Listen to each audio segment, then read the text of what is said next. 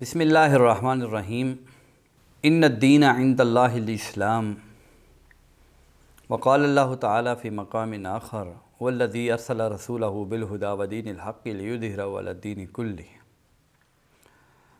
افکار مغرب کے حوالے سے سیریز میں عبدالحنان آپ احباب کو خوش آمدید کہتا ہے۔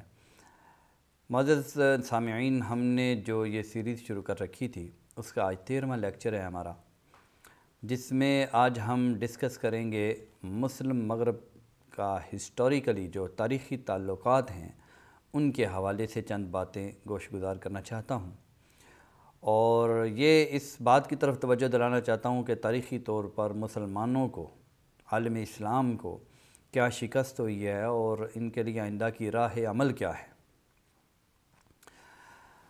اس وقت دنیا میں دو بڑی پارٹیز ہیں، ایک طرف مغرب ہے اور دوسری طرف اسلام ہے۔ پہلے میں یہ عرض کرتا جاؤں کہ مغرب سے مراد کیا ہے، ویسٹ سے کیا مراد ہے۔ تو مغرب کے سے مراد ممکنہ طور پر تین جو ہیں وہ چیزیں ہو سکتی ہیں، تین پہلو اس سے مراد لیے جا سکتے ہیں۔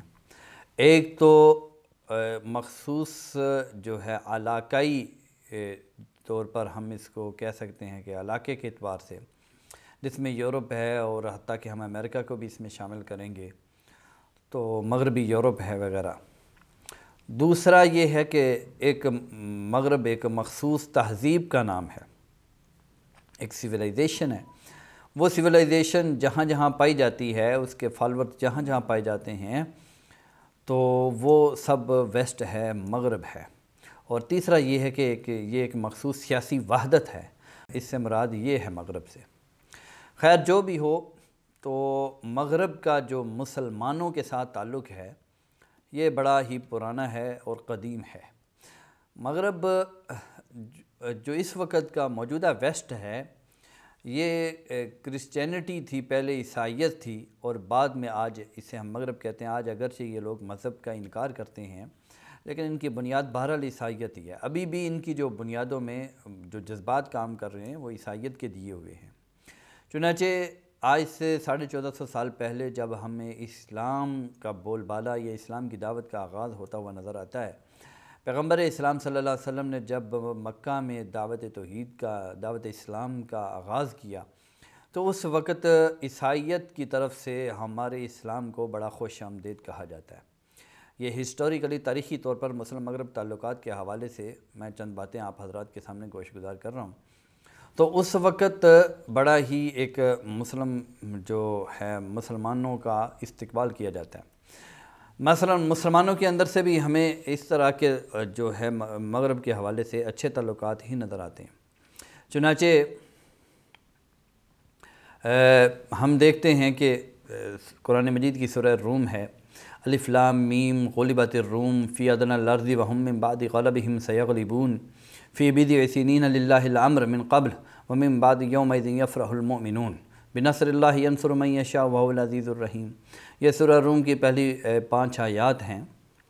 تو یہاں جو اصل جس واقعے کی طرف اشارہ دیا جا رہا ہے وہ روم و ایران کی اس جنگ کی طرف ہے کہ جس میں وقتی طور پر ایرانی فتح پا گئے تھے رومیوں کی عربی مقبوضات کے اوپر، مڈل ایسٹ کے اندر، مشرق وسطیٰ کے اندر۔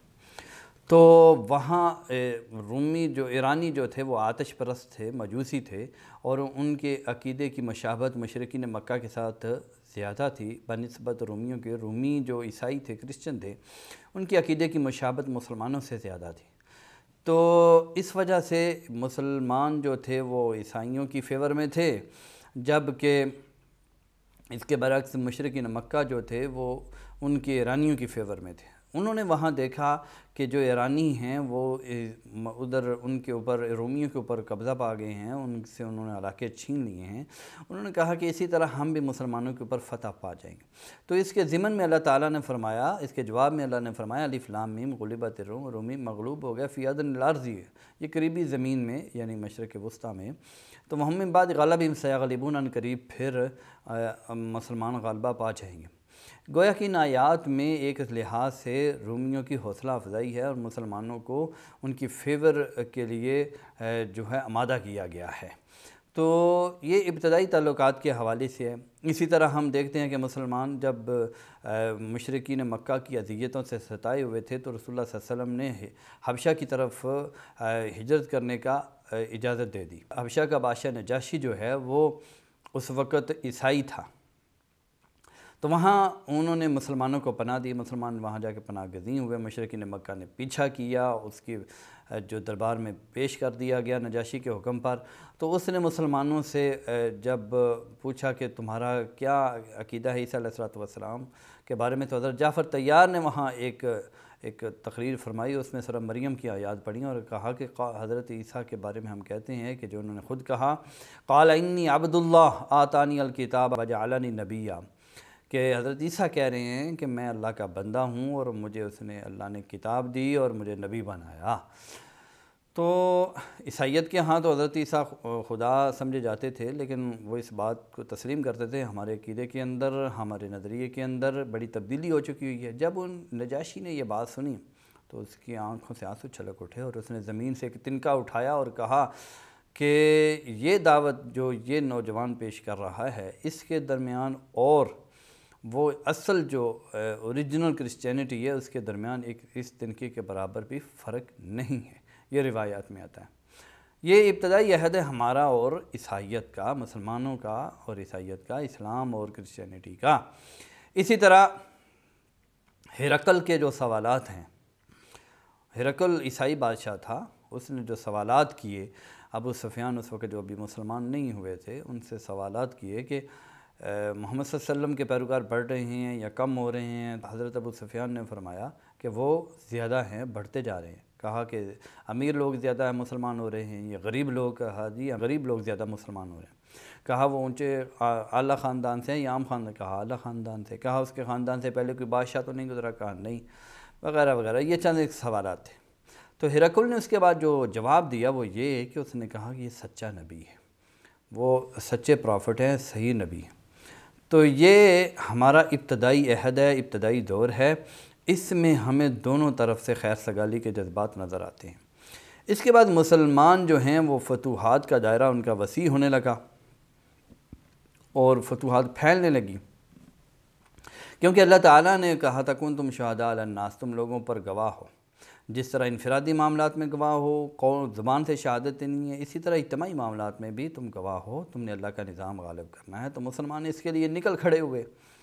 اللہ نے فرمایا هو الذی ارسل رسولہ بالہدی ودین الحق لیظہرہ علی الدین کلہ۔ تو جیسے اللہ نے یہ فرمایا کہ تم اس دین کے غلبے کے لیے جو ہے اس کے لیے کوشش کرو، تو مسلمانوں نے اس دین کے غلبے کی ذمہ داری جو ہے وہ پورے جو دنیا میں پھیلانی شروع کی اس نظام کے غلبے کے لیے۔ یہ وہ دور ہے جب مسلم مغرب تعلقات میں ہمیں ایک کلیش اور ایک تصادم کی کیفیت نظر آتی ہے۔ یہاں سے مسلمانوں کا کلیش شروع ہوتا ہے اس کے ساتھ، عیسائیت کے ساتھ، کیونکہ بہت زیادہ علاقہ جات تھے جن کے اوپر رومن امپائر قابض تھا، تو مسلمانوں نے ان مقبوضات کو حاصل کیا اور وہاں اللہ کا نظام نافذ کیا۔ تو یہ وہ عہد ہے جس میں مسلم مغرب تعلقات میں ہمیں کلیش نظر آتا ہے۔ اس کے بعد پھر یہ تعلقات وقت کے ساتھ ساتھ ان میں شدت آتی گئی، اضافہ ہوتا چلا گیا شدت میں، اور وسعت آتی چلی گئی۔ یہ اسلامی فتوحات کا دور ہے۔ تو اس وقت مسلمان بہرحال ایک آئیڈیالوجی پہ متفق تھے، ایک نظریہ پہ متفق تھے، اور بڑی ایک طاقت تھی مسلمانوں کے اندر، مسلمان پھیلتے جا رہے تھے۔ اس کے بعد پھر اگلا دور آتا ہے جب مسلمان اپنے نظریہ حیات سے، اپنے عقیدے سے کمزور پڑ چکے ہوئے تھے، چنانچہ وہ اپنے مفادات کے لیے لڑنے لگے، اپنی ترجیحات کے لیے لڑنے لگے۔ تو یہ وہ دوسرا دور ہم کہہ سکتے ہیں۔ یہاں سے پھر مسلمانوں کی کمزوریاں دیکھ کر جو ہے وہ عیسائیوں کی قوت مزاحمت جو ہے اس میں شدت آتی چلی گئی۔ تو یہ صلیبی جنگوں کا دور ہے۔ اس میں ہم دیکھتے ہیں کہ یہ تقریباً 150 پونے 200 سالہ یہ عرصہ جو ہے جس میں مسلم مغرب پوری دنیا جو ہے ان کی وہ ان جنگوں کی لپیٹ میں آ چکی تھی۔ پورے یورپ سے اٹلی، فرانس، برطانیہ صلیبی مجاہدین نکلتے اور آ کے یروشلم کی آزادی کے لیے لڑنا چاہ رہے تھے، تو وہ آتے تھے، لڑتے تھے۔ تو یہ وہ دور ہے کہ جس میں جو ہے مسلمان بہرحال ایک طاقت تو تھے لیکن کمزور پڑ چکے ہوئے تھے۔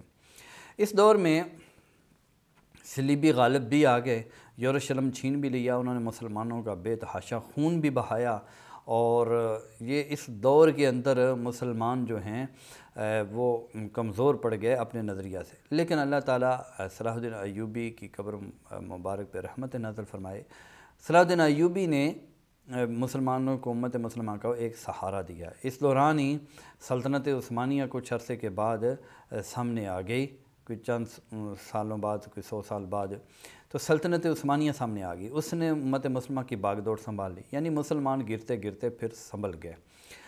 یہ وہ دور ہے جسے ہم صلیبی عہد سے یاد کرتے ہیں۔ یہ صلیبی عہد جو بظاہر تو 150 پونے 200 سالہ دور ہے، لیکن حقیقت میں اس کے اثرات ہمیشہ کے لیے انسانیت کے اوپر ثابت ہو گئے ہیں۔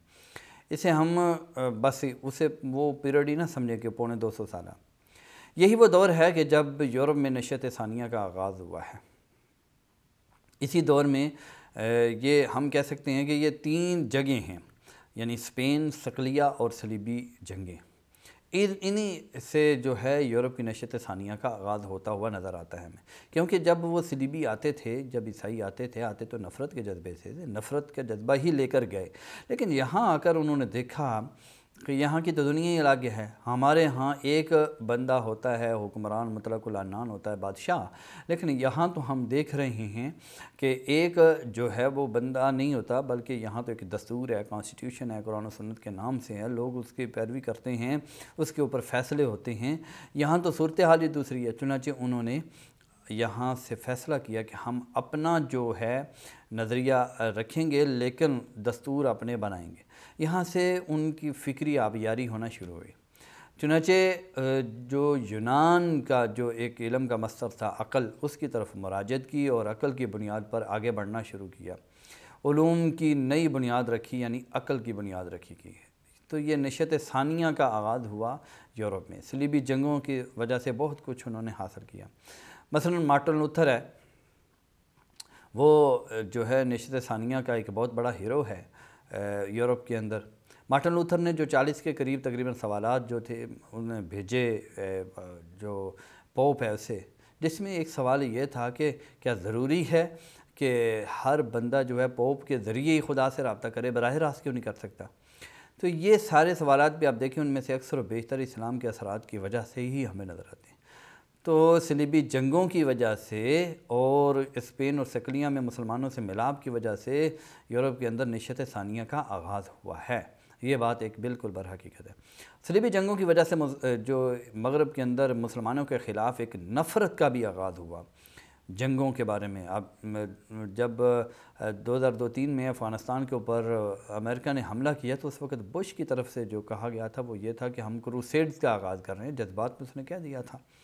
بعد میں اگرچہ اس نے اس سٹیٹمنٹ کی تعویلیں بھی کی اور اس میں معذرت بھی کی اس نے۔ تو یہ صلیبی جنگوں کے جو اثرات ہیں وہ ہمیشہ کے لیے ثبت رہے۔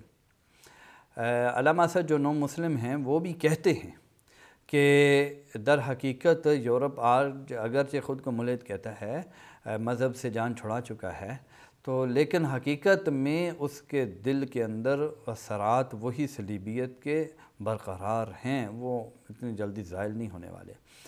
تو یہ صلیبی جنگوں کا عہد ہے۔ اس کے بعد اگلا دور آتا ہے نو آبادیات کا۔ جب یورپ نشأت ثانیہ میں کا دور کا آغاز ہوا یورپ میں، تو ان کے پاس ٹیکنالوجی آئی، جدید تحقیقات آئیں، تو پھر اس کے بعد اگلا دور آتا ہے نو آبادیات کا، کلونیلزم کا دور۔ اب مسلمان جو ہیں وہ اپنے نظریہ حیات سے، اپنی عقیدے سے، اپنی سوچ سے وہ کمزور پڑ چکے ہوئے تھے، ان کا رشتہ کمزور ہو چکا ہوا تھا اور وہ انتشار کا شکار تھے، مفادات کی دلدل میں دھنسے ہوئے تھے۔ اس دور میں، اس دوران ہی جو صلیبی تھے وہ چڑھ دوڑے ان کے اوپر، تو انہوں نے ہر طرف سے ان کے علاقہ جات پہ قبضہ کرنا شروع کر دیا۔ مصر ہے، ہندوستان ہے، ہر جگہ انہوں نے ان کو مسلمانوں کو نکالنا شروع کر دیا اور اپنا نظم حکومت چلانا شروع کر دیا۔ یہ ہے کلونیلزم، نو آبادیات کا دور۔ یہ جو نو آبادیات کا دور ہے، اس میں انہوں نے ایک جو بہت خطرناک کام کیا وہ ہے آئیڈیالوجی کی چینجنگ، نظریہ حیات کی تبدیلی۔ یہ نظریہ حیات کی جو تبدیلی تھی، یہ در حقیقت ہمارا سب سے بڑا خسارہ ہے، ہمارا سب سے بڑا نقصان ہے، لاس ہوا ہے ہمیں، جس کی بنیاد پر ہم جو ہیں وہ ہم کہہ سکتے ہیں کہ دوسرے انداز میں کہ ہم اس قدر بٹ گئے، اس قدر کمزور ہوئے ہیں کہ اس قدر ہمارا نقصان ہوا ہے کہ جس کی تلافی ناممکن ہے۔ یہ آئیڈیالوجی کی نظریہ کی تقسیم ہی ہے جس کی وجہ سے آج مسلم معاشروں میں ہمیں روایتی مسلمان، لبرل مسلمان، اس طرح کی ہمیں تقسیمیں نظر آتی ہیں۔ یہی وہ چیز ہے، یہ آئیڈیالوجی کی، یہ نظریہ کی، یہ عقیدے کی یہ جو تقسیم ہے، اسی کی بنیاد پر جو ہم دیکھتے ہیں کہ پوری امت مسلمہ کے اندر، پورے عالم اسلام کے اندر یہی کشمکش ہمیں نظر آتی ہے۔ آپ مصر کو دیکھیں، آپ پاکستان کو دیکھیں، آپ ابھی افغانستان، سعودی عرب کو دیکھیں، ملیشیا، انڈونیشیا، آپ جتنے ممالک اسلامی ہیں سب کے اندر دیکھیں تو یہ آئیڈیالوجیکلی وار ہے جو مسلمانوں کے اندر جو داخلی تقسیم ہے، لبرل اور روایتی مسلمان کی جو تقسیم ہے، یہی در حقیقت ایک باعث نزاع بنی ہوئی ہے اور مسلم ممالک کی پسماندگی کا ایک بہت بڑا سبب بھی ہے۔ تو یہ جو تقسیم ہے، اسی کی بنیاد پر مسلم جو مملکتیں ہیں ان کا نظم چل رہا ہے، ان کا جو حکومت کی بنیادیں ہیں اور اساسیات ہیں اس کو آپ دیکھیں، اسی طرح قانون کی بنیاد ہے، تعلیم کی بنیاد ہے، ہر چیز میں ہم دیکھتے ہیں کہ یہ آئیڈیالوجیکلی جو ڈویژن ہے، جو تقسیم ہے، یہ ان کے اندر ہمیں نظر آتی ہے۔ چنانچہ یہ نوآبادیاتی دور کا خاصہ ہے۔ پہلے وہ براہ راست ہمارے اوپر حکومت کرتے رہے، اب وہ خود چلے گئے ہیں، لیکن اپنے چند 100-200 سال، جہاں 250 سال، جہاں جتنی دیر انہوں نے حکومت کی ہے، وہاں سے اپنے لوگ انہوں نے پیدا کیے، اپنی نظریہ حیات کے موافق لوگوں کو پیدا کیا۔ چنانچہ وہ انہی کی پیروی میں مسلمانوں کے ساتھ جو ہے وہ لڑ رہے ہیں اور مسلمان آپس میں دست و گریبان ہے، یہ انہی کا جو ورثہ ہے اسی کے وارث بنے ہوئے ہیں۔ تو یہ عالم اسلام کی یہ سچویشن ہے اس وقت جو ہمیں نظر آتی ہے۔ چنانچہ مسلمان اگر ترقی کرنا چاہتے ہیں تو ان کا ایک ہی ہے کہ وہ ایک نظریہ سے موافقت اختیار کر لیں۔ اب سوال یہ ہے کہ کون سا نظریہ؟ وہ ظاہر بات ہے نظریہ اسلام کا ہے۔ مسلمانوں کا عروج و زوال جو ہے وہ اسلام سے وابستہ ہے۔ اسلام چھوڑ کے مسلمان کبھی بھی عروج حاصل نہیں کر سکتے، کیونکہ ایک مذہبی جو ریلیجن نیشن ہوتی ہے، مذہبی قوم جو ہوتی ہے، ان کی جو ترقی ہے وہ ان کے مذہب کے ساتھ ہی اٹیچ ہوتی ہے۔ بالخصوص جب مذہب زندہ و پائندہ ہو، جب مذہب تازہ ہو، مذہب کے اندر بڑی وسعت ہو، اس کے قانون میں بڑی فلیکسیبلٹی ہو، وہ ہر زمانے کا، ہر دور کا، ہر حالت کا وہ مقابلہ کر سکتا ہو، تو اس وقت اور بھی ضروری ہو جاتا ہے۔ چنانچہ آج آپ دیکھیں کہ 1400-1450 سال کی جو پرانی روایات ہیں، آپ ان کو فراموش نہیں کر سکتے، آپ انہیں چھوڑ نہیں سکتے۔ مسلمان کبھی بھی ان سے پیچھے نہیں ہٹیں گے۔ لہذا مسلمانوں کا جو اسلام کے ساتھ رشتہ ہے توڑا نہیں جا سکتا۔ اگر آپ کہیں کہ آپ سب لبرل بنا دیں، سارے مسلم ممالک جو ہیں لبرل بن جائیں، تو یہ ناممکن سا ہے، یہ ہرگز نہیں ہو سکتا۔ وقتی طور پر غلبہ ہے، لیکن یہ غلبہ زیادہ دیر نہیں رہے گا، مسلمان پھر بیدار ہو جائیں گے، پھر آ جائیں گے اس طرف۔ تو اس کی یہ شکل ہے کہ مسلمان اسلام سے اٹیچ ہو جائیں۔ آپ بنو اسرائیل کی ہسٹری کو پڑھیں، بنو اسرائیل کے بارے میں جو آتا ہے 2-3 دفعہ انہیں جو عروج ملا، پھر زوال آیا، تو اس کی بنیاد ہی یہ تھی کہ وہ ایک مذہبی جو تھی نیشن تھی، اور جیسے جیسے وہ اپنے نظریہ کے قریب آتی تھی عروج آتا جاتا تھا، جیسے جیسے اس سے دور ہوتی جاتی تھی زوال کا شکار ہوتی جاتی تھی۔ اگرچہ یورپ کی ترقی کا راز یہی ہے کہ انہوں نے مذہب کو چھوڑا تو تبھی انہیں ترقی ملی۔ اس کی وجہ یہ ہے کہ یورپ میں جو مذہب رائج تھا، وہ مذہب فی نفس ہی، بذات ہی، خود اٹ سیلف وہ مذہب ہی ایسا تھا کہ اس مذہب کے اندر پسماندگی تھی، انسانی سوچ کے اوپر پابندیاں تھیں، اس نے رکنا ہی رکنا تھا، جمود کا شکار ہونا ہی ہونا تھا۔ جبکہ مسلمانوں کے پاس جو مذہب ہے وہ کوئی ایسا ہے ہی نہیں جو عقل کے اوپر پابندیاں لگائے، بلکہ مسلمانوں کو تو تفکر و تدبر کی دعوت دیتا ہے، مسلمانوں کو مزید ان کی سوچ کو وسیع کرتا ہے۔ الگ بات ہے کہ مسلمان اپنی سوچ کو خود تنگ کر لیں، یہ تو ایک دوسری بات ہے، لیکن اسلام کے اندر تو تنگی نہیں ہے، اسلام تو بڑا وسیع دین ہے۔ تو اس وجہ سے مسلمانوں کی جو ترقی کا راز ہے وہ ان کے اپنے مذہب کے ساتھ اٹیچمنٹ کے ساتھ ہے۔ تو اگر مسلمان عروج کی طرف جانا چاہتے ہیں تو اس کا یہی راستہ ہے کہ مسلمان اپنے مذہب سے بڑی مضبوطی کے ساتھ اس کا دامن تھام لیں، اپنے مذہب کے ساتھ رشتہ جوڑیں، ان کی ترقی اسی طرح ممکن ہے، وگرنہ مسلمانوں کے پاس اور دوسرا کوئی چارہ نہیں۔ امید ہے آپ کو مسلم مغرب تعلقات کا ایک تاریخی تعارف جو ہے مختصر طور پر وہ بھی سمجھ آیا ہوگا، اور امت مسلمہ کے لیے آئندہ کے لیے کیا لائحہ عمل ہونا چاہیے، اور وہ بات بھی آپ کے سامنے واضح ہوئی ہو کہ مسلمان اپنے جو نظریہ حیات ہے، اپنا جو عقیدہ ہے، اس کو پختگی کے ساتھ تھام لے۔ اللہ تعالی ہمیں سمجھنے کی توفیق عطا فرمائے۔ السلام علیکم ورحمۃ اللہ وبرکاتہ۔